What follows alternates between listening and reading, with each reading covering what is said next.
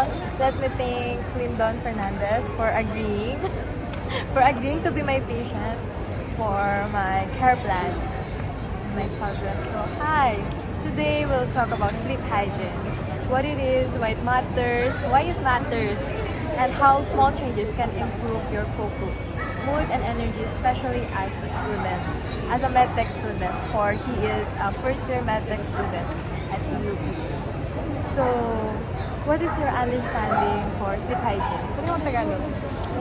Understanding is that pwede Sleep hygiene. Sleep hygiene is tamang cycle of Tama. pagtulog. Pero ang sleep hygiene means parang i-build mo yung healthy habits na para makapag-sleep ka ng better. Oh, pero hindi yung pag-take ng melatonin hindi yung pag-take ng melatonin. Okay po, Dok.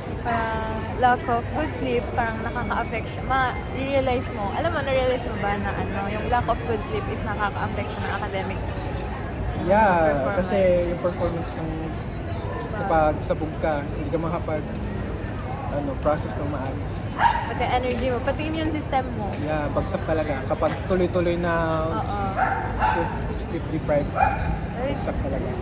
Good thing na mo siya. Kaya kailangan ko talaga to at para sa akin to. Sana matulungan nawa niyo ako, ma'am. Yes. Pero, as a, alam niyo naman pala yung meanings.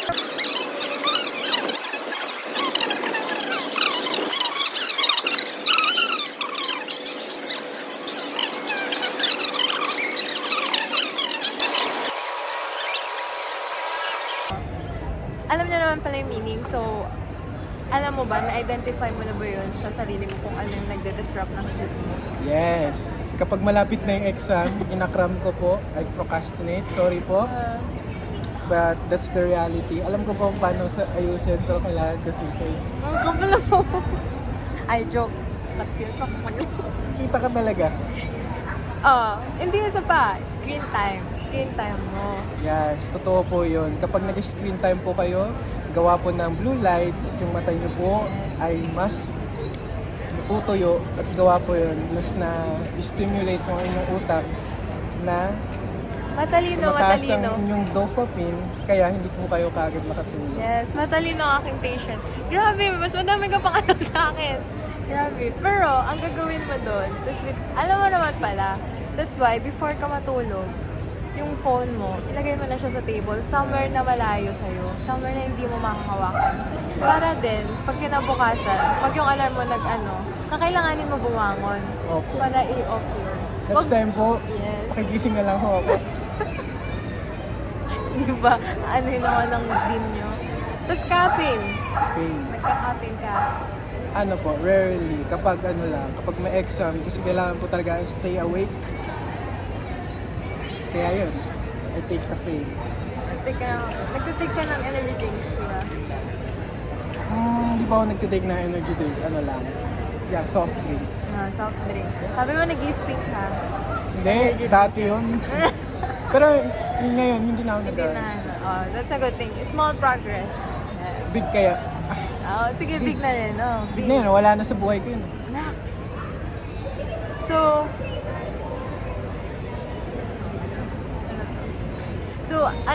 makakapag-identify ka ba na ang solution, nabigay ko na kanina isang solution sa screen time mo. Yung sa caffeine, or if kumain ka na lang ng mga nuts, ng mga healthy nuts, oats, gano'n. Yeah, totoo po yan, lalo na kung gusto nyo po magdagdagan yung brain neurons, kumain po kayo ng nuts. Ng nuts. Kasi Tsaka, brain of our brain po ang mga nuts.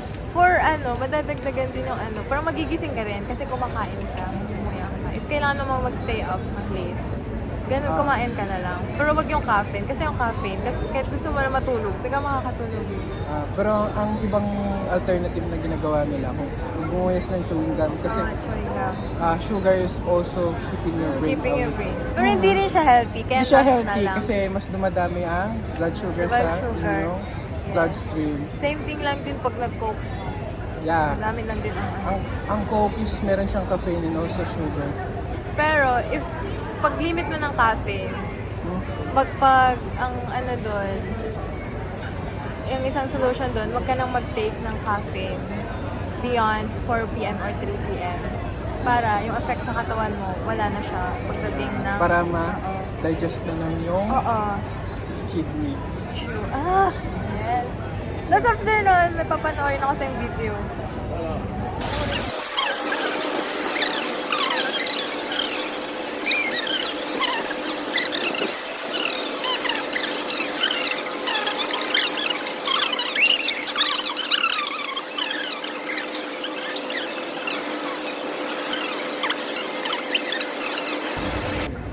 Yung SMART goal, yung SMART, yung specific, measurable, attainable, timely, saka, ay hindi yung R.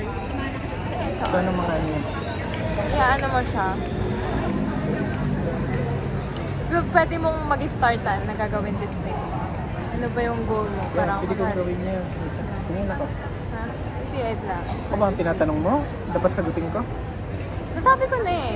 Parang oo nga, magsabi ka ng, ano pwede, eto nakalagay dito. Attainable? Ano bang mga attainable? Specific.